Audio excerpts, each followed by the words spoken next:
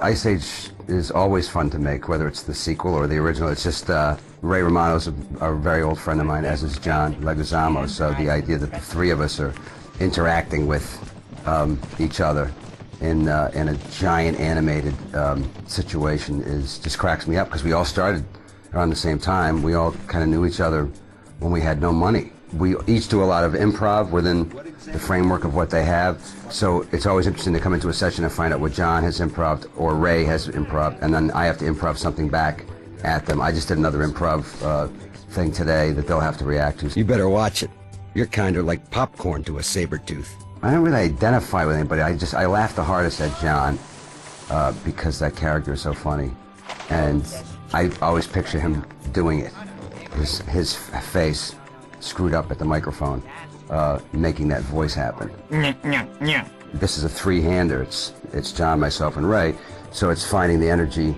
You know, in this case, in Ice Age, the movie was really based on what John came up with as the voice for the sloth, and that's the comic centerpiece of the film. So then around that comes, you know, what Ray does and what I have to supply. In reality, it's always about John.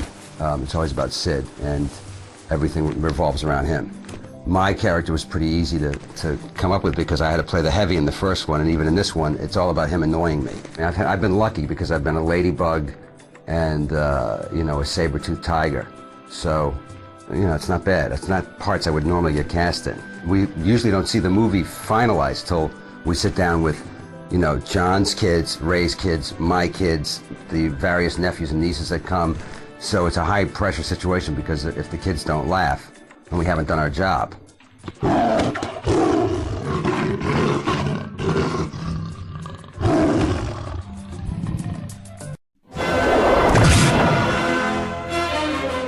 The most fun of Ice Age 2 was they wrote me a lot of great jokes, and that was a lot of fun. And also, I think the sequence where the mini sloths worship me, I mean, I don't mind being worshipped. I'm not a narcissist or an egomaniac, but it wasn't bad.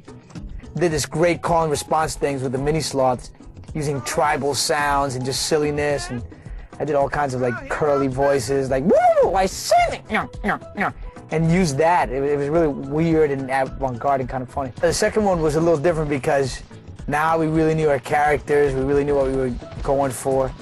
We found the tone and the comedy in it. And before that, it took a long time. It took a couple of years for us to figure out what we were doing and who we were and what we were after. This time it was just like Zoom. It was just a matter more of really getting that story tight. I'm quaking. I love animation. I mean, Mel Blanc was my hero. So, I mean, I love cartoon voices, or as now they call it, animated voices.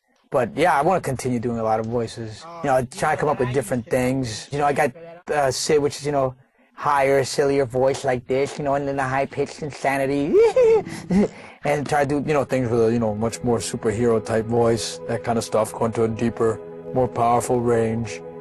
You know, older kind of voices, maybe. Or maybe Scottish, I might try some voices. There different types of accents I might, you know, try. I used to play back in the day, but, you know, I don't have time for video games, unfortunately.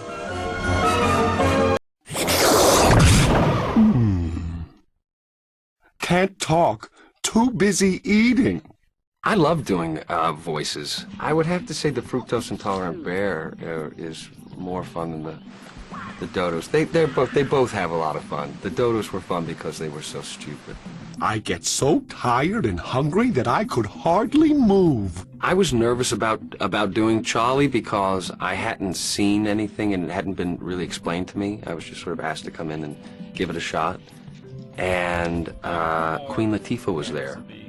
And she gave me a big hug and said, "You'll be fine, baby." And that was really pretty much my preparation. It gave me the courage to go in and do Charlie. I play video games probably too much.